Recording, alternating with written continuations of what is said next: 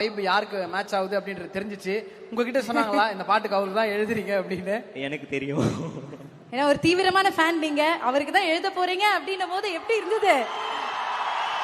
Sir தெரியுமா, சொல்லலாம் தெரியுமா யாருக்கு இந்த பாட்டு? சொல்லு. சொல்லலாம்னு சொல்லியிருக்காங்க.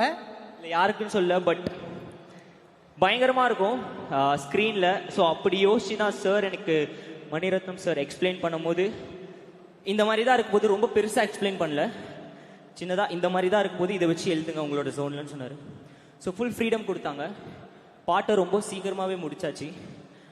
திருப்பியும் thank you so much sir for this big opportunity. Thank you so much. Love you sir. ஏரோன் சார் ரொம்ப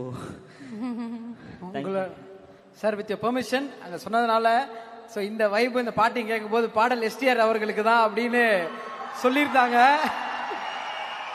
அவங்க சொன்னதுனால இந்த மேடையில் இதை சொல்கிறோம். பட் வெரி ஹாப்பி இப்படி ஒரு காம்போல உங்களோட வோக்கல்ல சார்